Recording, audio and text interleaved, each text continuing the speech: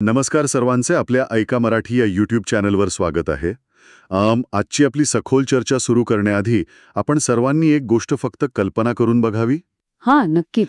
म्हणजे विचार करा, कोलंबिया युनिव्हर्सिटी आणि लंडन स्कूल ऑफ इकॉनॉमिक्समधून सर्वोच्च पदव्या मिळवलेला एक अतिशय उच्च शिक्षित तरुण भारतात परततो. राईट. त्याच्याकडे अर्थशास्त्रातल्या जगातल्या सर्वोत्तम डिग्रीज आहेत, पण तरीही त्याला स्वतःच्याच देशात सार्वजनिक ठिकाणी पाणी पिण्याची परवानगी नाही. हो, आणि हे खरंच अंगावर काटा आणणार आहे. हो ना. नोकरी करण्यासाठी तो एका शहरात जातो, पण तिथे त्याला राहायला साधी खोलीसुद्धा मिळत नाही. अगदी बरोबर. आज आपण एका ऐतिहासिक नेत्याची किंवा फक्त पुतळ्याची नाही, तर एका हाडामांसाच्या माणसाच्या असामान्य आणि हदरून टाकणाऱ्या संघर्षाची सखोल चर्चा करणार आहोत. आज आपण बिकमिंग बाबासाहेबमधील सर्वात पॉवरफुल आयडिया समजून घेणार आहोत. आणि ही चर्चा खरोखरच प्रत्येकासाठी डोळे उघडणारी ठरणार आहे. हो, मलाही तसंच वाटतंय. आज आपण आकाश सिंग राठोड यांनी लिहिलेल्या बिकमिंग बाबासाहेब या पुस्तकावर लक्ष केंद्रित करत आहोत. आपण अनेकदा महापुरुषांना फक्त आदर्शांच्या चौकटीत पाहतो, पण हे पुस्तक डॉक्टर बाबासाहेब आंबेडकरांचा 1891 ते 1927 पर्यंतचा अत्यंत भावनिक प्रवास अतिशय बारकाईने मांडतं. खरं तर या पुस्तकाचं मला जाणवलेलं सर्वात मोठं वैशिष्ट्य म्हणजे लेखकाने केलेला प्रचंड अभ्यास. हो, त्यांनी खूप मेहनत घेतली आहे. म्हणजे त्यांनी लंडन, न्यूयॉर्क आणि भारतातील मूळ कागदपत्रांवर रिसर्च केलाय. अगदी ओरिजिनल आर्काइव्हल रिसर्च करून अनेक जुन्या चुकीच्या तारखा आणि घटना दुरुस्त केल्या आहेत. राईट. आणि बिकमिंग बाबासाहेब हे जगभरात लाखो लोकांनी वाचलेलं आणि अनेकांचं आयुष्य बदलणारं पुस्तक आहे. नक्कीच. कारण हे आपल्याला शिकवतं की व्यक्तिगत अपमानाचं रूपांतर एका मोठ्या सामाजिक क्रांतीत कसं करायचं. पूर्वीच्या अनेक चरित्रांमध्ये काही घटना अतिरंजित केल्या होत्या. किंवा काहींचे संदर्भ चुकीचे होते ना. 10 वर्ष पुराव्यांची छाननी करून हा इतिहास नव्याने मांडला आहे. बापरे, 10 वर्ष? हो, यातून आपल्याला डॉक्टर आंबेडकरांचा जो प्रवास दिसतो तो केवळ राजकीय नाही, तर तो एक बौद्धिक आणि मानसिक प्रवास आहे. बर, मग आपण त्यांच्या या बौद्धिक प्रवासाच्या सुरुवातीपासूनच सुरुवात करूया. त्यांच्या बालपणातील संघर्षाबद्दल आपण नेहमी ऐकतो, पण पुस्तकात याबद्दल असे कोणते बारकावे आहेत जे आपल्याला या व्यवस्थेची दाहकता समजून घ्यायला मदत करतात? जर आपण त्यांच्या शालेय जीवनाकडे बघितलं तर गरिबी आणि जातीय भेदभावाचे चटके किती तीव्र होते हे आपल्याला जाणवतं. म्हणजे नेमकं काय व्हायचं? साताऱ्यात शाळेत असताना त्यांना वर्गात इतर मुलांसोबत बाकावर बसण्याची परवानगी नव्हती. त्यांना स्वतःच्या घरून एक वेगळं पोतं, ज्याला आपण गणिसाक म्हणतो, ते घेऊन जावं लागायचं. अरेच्छा. आणि शाळा साफ करणारा कर्मचारी सुद्धा त्या पोत्याला हात लावत नसे. एकदा त्यांना खूप तहान लागली होती आणि त्यांनी स्वतः नळ चालू करून पाणी प्यायलं. त्या एका साध्या कृतीसाठी त्यांना प्रचंड मारहाण झाली होती. बापरे. म्हणजे एक लहान मूल म्हणून हे सगळं सहन करणं किती भयानक असेल याचा आपण फक्त विचार करू शकतो. नक्कीच. पण मला इथे एक प्रश्न पडतो. अशा भयंकर वातावरणात जिथे तुम्हाला पावलोपावली अपमानित केलं जातंय, तिथे नैराश्य येणं खूप साहजिक आहे. हो, कोणीही खचून जाईल. मग अशा परिस्थितीत त्यांच्या मनात शिक्षणाची एवढी प्रबळ ओढ कशी निर्माण झाली? याचं खूप मोठं श्रेय त्यांच्या वडिलांना म्हणजे रामजी सटपाळ यांना जातं. अच्छा. रामजी स्वतः लष्करात होते, त्यामुळे शिस्त त्यांच्या रक्तात होती. त्यांनी बाबासाहेबांना सतत वाचनाची सवय लावली. जेव्हा त्यांचं कुटुंब मुंबईच्या परळमधील BIT चाळीत राहायला आलं तेव्हाची परिस्थिती खूपच कठीण होती. हो, मुंबईतल्या चाळी म्हणजे खूप गर्दी असते. हो, एकाच छोट्याशा खोलीत संपूर्ण कुटुंब राहायचं. चाळीतल्या सार्वजनिक जीवनातील गोंधळ आणि आवाज यामुळे दिवसा अभ्यास करणं जवळपास अशक्य होतं. राईट. अशा वेळी रामजींनी एक भन्नाट उपाय शोधला. ते स्वतः रात्री लवकर झोपायचे आणि बाबासाहेबांना पहाटे 2 वाजता उठवून अभ्यासाला बसवायचे. पहाटे 2 वाजता? हो. म्हणजे पूर्ण चाळ झोपलेली असताना एका कोपऱ्यात एका मुलाचा अभ्यास सुरू असायचा. ही कन्सिस्टन्सी खरोखरच थक्क करणारी आहे. अगदी खरंय. पण हेच ते संस्कार असावेत ज्यांनी त्यांना पुढे कोलंबिया युनिव्हर्सिटीपर्यंत पोहोचवलं. हो, आणि जेव्हा ते बरोडा संस्थानाच्या स्कॉलरशिपवर न्यूयॉर्कच्या कोलंबिया युनिव्हर्सिटीमध्ये गेले तेव्हा त्यांच्या आयुष्याला एक वेगळीच कलाटणी मिळाली. बरं. तिथे जॉन ड्यूई आणि एडविन सेलिगमन यांसारख्या जगप्रसिद्ध प्राध्यापकांच्या मार्गदर्शनाखाली त्यांनी अभ्यास सुरू केला. पण इथे त्यांनी केवळ पुस्तकी अर्थशास्त्राचा अभ्यास केला नाही. मग त्यांनी एक अतिशय महत्त्वाचा रिसर्च पेपर लिहिला. Castes in India, their mechanism, genesis and development. एक मिनिट, इथं मला थोडं कन्फ्युजन आहे. ते तर स्कॉलरशिप घेऊन इकॉनॉमिक्सचा अभ्यास करायला गेले होते ना? हो, बरोबर आहे. मग हे अचानक सोशिओलॉजी आणि जाती व्यवस्थेचं मूळ शोधण्याकडे त्यांचा कल कसा वळला? अर्थशास्त्र आणि जातीव्यवस्थेचं नेमकं काय कनेक्शन आहे? हा खूपच महत्वाचा प्रश्न आहे. बाबासाहेबांना हे लक्षात आलं होतं की भारतात तुम्ही अर्थशास्त्राचे कितीही नियम लावले तरी जोपर्यंत इथली सामाजिक व्यवस्था बदलत नाही तोपर्यंत आर्थिक प्रगती शक्य नाही. राईट. एका माणसाला त्याच्या जातीवरून त्याचा व्यवसाय ठरवावा लागतो. या जातीव्यवस्थेचा अभ्यास करताना त्यांनी हे सिद्ध केलं की जातीव्यवस्था ही केवळ वंशावर आधारित नाहीये. अच्छा. त्यांनी जातीव्यवस्थेचं मुख्य कारण एंडोगेमी म्हणजे सजातीय विवाह असल्याचं पुराव्यानिशी मांडलं. म्हणजे एकाच जातीत विवाह करण्याची सक्ती. पण यामुळे संपूर्ण सिस्टम कशी लॉक होते? हे मेकॅनिझम नेमकं कसं काम करतं? अगदी सोप्या भाषेत सांगायचं तर, जर तुम्हाला वेगवेगळ्या जातींच्या सीमा कडक ठेवायच्या असतील तर तुम्हाला 2 जातींमध्ये रोटीबेटी व्यवहार थांबवावा लागतो. हो, हे तर आहे. आणि हे साध्य कसं होतं तर स्त्रियांच्या स्वातंत्र्यावर पूर्ण नियंत्रण ठेवून. जर स्त्रियांना स्वतःचा जोडीदार निवडण्याचं स्वातंत्र्य दिलं तर जातीच्या भिंती आपोआप कळून पडतील. राईट. म्हणून स्त्रियांना विशिष्ट बंधनात ठेवणं आणि केवळ स्वतःच्याच जातीत लग्न करण्याची सक्ती करणं हाच जातीव्यवस्थेचा पाया आहे हे त्यांनी वैज्ञानिक पद्धतीने सिद्ध केलं. आता माझ्या लक्षात आलं. म्हणजे त्यांनी व्यवस्थेच्या मुळावर घाव घालण्यासाठी आधी ती व्यवस्था कशी काम करते हे समजून घेतलं. अगदी बरोबर. हे एखाद्या सिस्टममधील बग शोधण्यासाठी आधी कोडिंग कसं काम करते हे शिकण्यासारखं आहे. काय चपखल उपमा दिलीत तुम्ही. त्यांना हे समजलं होतं की अन्यायाविरुद्ध नुसता राग व्यक्त करून काहीच साध्य होणार नाही. ती अन्यायकारक व्यवस्था मोडून काढायची असेल तर तिच्याबद्दल सखोल ज्ञान मिळवणं आवश्यक आहे. खरंय. शाळेत असताना त्यांना संस्कृत शिकण्यापासून रोखण्यात आलं होतं आणि पर्शियन भाषा घेण्याची सक्ती केली गेली होती. पण पुढे त्यांनी स्वतः संस्कृतचा सखोल अभ्यास केला आणि त्याच भाषेतील ग्रंथांचा आधार घेऊन हिंदू कोड बिलसारखे कायदे रचले. हे ज्ञान मिळवून त्यांनी व्यवस्थेला आतून आवाहन दिलं. हे खूपच प्रेरणादायी आहे.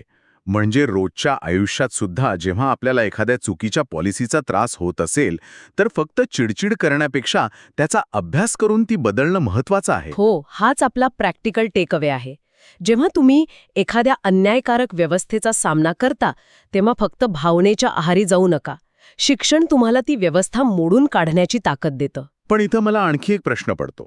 त्यांनी कोलंबियातून आणि लंडनमधून एवढ्या मोठ्या पदव्या मिळवल्या. हो. त्यांना सिस्टमचा बग समजला. मग जेव्हा ते एवढं मोठं शिक्षण घेऊन भारतात परतले तेव्हा समाजाचा त्यांच्याकडचा बघण्याचा दृष्टिकोन नक्कीच बदलला असेल ना? नाही. कारण ते त्या काळातल्या भारतातील सर्वात उच्च शिक्षित व्यक्तींपैकी एक होते. दुर्दैवाने तसं अजिबात झालं नाही. आणि हाच या पुस्तकातला सर्वात अस्वस्थ करणारा भाग आहे. असं का? जेव्हा ते बडोदा संस्थानात मिलिटरी सेक्रेटरी म्हणून नोकरी करण्यासाठी गेले तेव्हा त्यांना तिथे राहायला घर मिळालं नाही. कोणीही हॉटेल किंवा घरमालक त्यांना खोली द्यायला तयार नव्हता. काय सांगताय? त्यांच्याकडे तर बडोदा संस्थानाची एवढी मोठी अधिकृत पोस्ट होती. होय ना. महाराज सयाजीराव गायकवाडांनी त्यांना स्वतः ती नोकरी दिली होती. तरीही त्यांना राहायला घर मिळू नये. होय. आणि तो प्रसंग खूपच विदारक आहे. शेवटी निराश होऊन त्यांनी एका पारसी धर्मशाळेत दुसऱ्या नावाने लपून आश्रय घेतला. बापरे. पण काही दिवसांतच तिथल्या लोकांना त्यांचं खरं नाव आणि जात समजली. त्यानंतर एका सकाळी डझनभर लोक हातात काठ्या घेऊन अत्यंत आक्रमकपणे तिथे आले. बापरे. म्हणजे अक्षरशः मारायला आले. हो. त्यांनी बाबासाहेबांना अत्यंत अपमानास्पद भाषेत शिव्या दिल्या आणि संध्याकाळपर्यंत ती जागा रिकामी करायची धमकी दिली. 18 वर्षांनंतरही जेव्हा ते हा प्रसंग लिहून काढत होते तेव्हा त्यांच्या डोळ्यात पाणी आलं होतं. हे खरोखरच हादरून टाकणार आहे. म्हणजे परदेशात जेथे ते आंतरराष्ट्रीय विद्यार्थ्यांसोबत एका टेबलावर जेवायचे तिथून भारतात आल्यावर त्यांना अशी वागणूक मिळाली. इतकंच नाही तर बडोद्यात ऑफिसमध्ये काम करताना त्यांच्या हाताखालचा शिपाई सुद्धा त्यांच्या हातातून फाईल घेत नसे. अरेच्छा. तो लांबूनच ती फाईल त्यांच्या टेबलावर फेकायचा. त्यांना पिण्याचं पाणी स्वतः घेता येत नव्हतं. लंडनमध्ये असतानाचा त्यांचा संघर्षही आपण इथे लक्षात घ्यायला हवा. तिथे काय झालं होतं? तिथे शिक्षणासाठी पैसे अपुरे पडत असल्यामुळे त्यांनी चक्क दुपारचं जेवण सोडलं होतं. काय सांगताय? हो. एका छोट्याशा खोलीत राहून सकाळी फक्त एका टोस्टवर अगदी थोडा जॅम लावून ते दिवस काढायचे. बापरे. त्यांच्याकडे दर महिन्याला फक्त 8 पाऊंड असायचे. पण हे सर्व सोसून त्यांनी BA, MA, MSc, DSc, PhD आणि बार ॲट लॉ अशा अनेक उच्च पदव्या मिळवल्या होत्या. म्हणजे उच्च शिक्षण घेतल्यानंतर त्यांना वाटलं असेल की आता हा जातीय संघर्षाचा भाग संपेल. पण खरी लढाई तर तिथूनच सुरू झाली होती. हो, अगदी तसंच. हे अगदी तसंच आहे जसं आजच्या काळात एखाद्या व्यक्तीने स्वतःच्या हिमतीवर खूप मोठी कंपनी उभी केली, पण तरीही समाजातील काही लोक त्याच्याकडे त्याच्या बॅकग्राऊंडवरूनच पूर्वग्रह दूषित नजरेने पाहतात. तंतोतंत हेच घडलं. या सगळ्या कठू अनुभवांतून त्यांना एक अत्यंत महत्वाची गोष्ट समजली. ती म्हणजे तुमचं वैयक्तिक यश कितीही मोठं असलं तरी ते सामाजिक कलंक पुसू शकत नाही. राईट. ते भारतात परतले तेव्हा बार ॲट लॉ असूनही त्यांना वकिलीचे खटले मिळत नव्हते. त्यांना एका अकाउंटन्सी ट्रेनिंग इन्स्टिट्यूटमध्ये सकाळी 8 ते 10 या वेळेत पार्ट टाइम लेक्चरर म्हणून काम करावं लागलं. त्यांनी ठरवलं असतं तर ते स्वतःपुरते एक आरामदायी आयुष्य नक्कीच जगू शकले असते. पुढे त्यांना हायकोर्टात जज होण्याची ऑफरसुद्धा आली होती. पण त्यांनी ती नाकारली. होय, कारण त्यांना फक्त स्वतःची प्रगती करायची नव्हती. जोपर्यंत त्यांच्या संपूर्ण समाजाला हा मानवी अधिकार मिळत नाही, तोपर्यंत त्यांच्या वैयक्तिक यशाला काहीच अर्थ नव्हता. हे खूप महत्वाचं आहे. त्यांनी आपलं ज्ञान आणि पदव्यांचा वापर स्वतःची संपत्ती वाढवण्यासाठी नाही, तर समाजाच्या भल्यासाठी करण्याचं ठरवलं. हाच या दुसऱ्या कल्पनेचा प्रॅक्टिकल टेक अवे आहे, की आपल्या यशाचा वापर समाजाच्या भल्यासाठी करणं हेच खरं लीडरशिप आहे. आणि याच निर्णयामुळे एका महासंग्रामाला सुरुवात झाली. इथूनच बहिष्कृत हितकारिणी सभा आणि पुढच्या चळवळींचा जन्म झाला असावा. अगदी बरोबर. व्यक्तिगत यशाच्या पलीकडे जाऊन त्यांनी समाजाला संघटित करायला सुरुवात केली. जॉर्ज बर्नार्ड शॉ यांच्या विचारांवरून प्रेरणा घेत त्यांनी समाजाला एक अत्यंत शक्तिशाली मंत्र दिला: शिका, संघटित व्हा आणि संघर्ष करा. Educate, agitate, organise. अगदी तेच. इथे मला एका गोष्टीबद्दल विचारायचं आहे. काही पाश्चात्य अभ्यासकांनी आंबेडकरांच्या ह्या चळवळीला संस्कृतीकरण असं म्हटलं होतं. म्हणजे तळागाळातील लोकांनी उच्चवर्णीयांची नक्कल करून समाजात वरचं स्थान मिळवण्याचा प्रयत्न करणं. हे खरं होतं का? अजिबात नाही. आणि पुस्तकाचे लेखक आकाश सिंग राठोड यांनी ही चुकीची धारणा अत्यंत सविस्तरपणे खोडून काढली आहे. अच्छा. डॉक्टर आंबेडकरांचा उद्देश कोणाचीही नक्कल करण्याचा नव्हता. त्यांना कोणत्याही विशिष्ट वर्गासारखं दिसायचं नव्हतं. त्यांचा लढा हा स्वतःची ओळख, आत्मसन्मान आणि मानवी हक्क मिळवण्यासाठी होता. राईट. आणि याचा सर्वात मोठा स्फोट आपल्याला 1927च्या महाडच्या चौदार तळ्याच्या सत्याग्रहात दिसतो. महाडचा सत्याग्रह. इथं मला अमेरिकेतील नागरी हक्क चळवळीतल्या रोझा पार्क्सच्या घटनेची आठवण येते. हो, उत्तम उदाहरण आहे हे. जसं रोझा पार्क्स यांनी बसमध्ये गोऱ्यांसाठी राखीव असलेल्या सीटवरून उठायला नकार दिला होता. ती बसची सीट फक्त एक बसण्याची जागा नव्हती, तर तो समानतेचा अधिकार होता. राईट. तसंच इथं हे चौदार तळ्याचं पाणी फक्त तहान भागवण्यासाठी नव्हतं. बरोबर ना? अत्यंत योग्य तुलना केलीत तुम्ही. महाडचं पाणी पिणं हा काही तहान भागवण्याचा प्रश्न नव्हता. तो लढा ह्युमन डिग्निटीचा म्हणजे मानवी सन्मानाचा होता. सार्वजनिक ठिकाणी आणि नैसर्गिक साधनसंपत्तीवर प्रत्येक माणसाचा समान अधिकार आहे हे प्रस्थापित करण्यासाठीचा तो लढा होता. अगदी बरोबर. बहिष्कृत भारत या त्यांच्या वृत्तपत्राच्या पहिल्याच अग्रलेखात त्यांनी स्पष्ट केलं होतं की हा लढा हिंदू धर्मातील समानतेचा आणि न्यायाचा आहे. पण जेव्हा एखादा मोठा समुदाय वर्षानुवर्षे दाबून ठेवलेला असतो आणि तो अचानक संघटित होतो, तेव्हा त्यातून एक प्रकारचा अनियंत्रित उद्रेक किंवा हिंसा होण्याची शक्यता असते ना. बाबासाहेबांनी हे कसं हाताळलं? आणि तिथेच त्यांचं खऱ्या अर्थानं नेतृत्व दिसून येतं. त्यांनी या संपूर्ण लढ्याला अत्यंत शिस्तबद्ध पद्धतीने आकार दिला. अच्छा. त्यांनी समता सैनिक दलाची स्थापना केली. या दलाने अगदी मिलिटरीसारखी शिस्त दाखवली. नुसता संताप व्यक्त करून क्रांती होत नाही, त्या रागाला संघटनेची आणि शिस्तीची जोड असावी लागते हे त्यांनी कृतीतून दाखवून दिलं. राईट. याच महाड सत्याग्रहाच्या वेळी विषमतेचं प्रतीक असलेली मनुस्मृती जाळून त्यांनी एक ऐतिहासिक पाऊल उचललं. हा अत्यंत विचारपूर्वक केलेला कृतिशील संघर्ष होता. म्हणजे आजच्या काळात जेव्हा लोक अन्यायाविरुद्ध उभे राहतात तेव्हा त्यांनी फक्त राग व्यक्त न करता शिस्तीने लढा देणं गरजेचं आहे. हो, हा एक खूप चांगला प्रॅक्टिकल टेकअवे आहे. अगदी बरोबर. या संपूर्ण कालखंडात आपण त्यांना डॉक्टर आंबेडकर म्हणून पाहतो. बरोबर. पण याच काळात त्यांना बाबासाहेब ही अत्यंत आदराची उपाधी मिळाली असं मी ऐकलंय. हो. पुस्तकात याबद्दल कोणता प्रसंग सांगितला आहे? हो, तो प्रसंग खूपच भावस्पर्शी आहे. महाडच्या सत्याग्रहाच्या वेळी ते आपल्या भाषणाची तयारी करत होते. ते भाषण डिक्टेट करताना त्यांचे सहकारी सीबी खैरमोडे तिथे उपस्थित होते. डॉक्टर आंबेडकरांच्या या अफाट संघर्षामुळे आणि समाजाप्रती असलेल्या निष्ठेमुळे त्यांच्या अनुयायांच्या मनात त्यांच्याविषयी एक प्रचंड आदराची भावना निर्माण झाली होती. राईट. ते फक्त एक पुढारी राहिले नव्हते, तर ते कुटुंबातले एक प्रमुख व्यक्ती झाले होते. त्याच वेळी 1927 मध्ये खैरमोडे आणि इतर कार्यकर्त्यांनी त्यांना पहिल्यांदा अत्यंत प्रेमाने आणि आदराने बाबासाहेब म्हणायला सुरुवात केली. अरेच्चा. आणि तिथून पुढे इतिहासानं त्यांना याच नावाने ओळखलं. या संपूर्ण प्रवासाकडे बघताना जाणवतं की हे पुस्तक फक्त एका नेत्याची बायोग्राफी नाहीये, नाही, अजिबात नाही. तर अन्यायकारक व्यवस्थेशी कसं लढायचं याचं हे एक मॅन्युअल आहे. नक्कीच. जर आपण या संपूर्ण प्रवासाचं अगदी वेगात सार काढलं तर 3 मुख्य मुद्दे अत्यंत स्पष्ट होतात. सांगा ना. पहिली गोष्ट म्हणजे शिक्षणाचा मूळ उद्देश फक्त पोटापाण्याची सोय करणं हा नाहीये.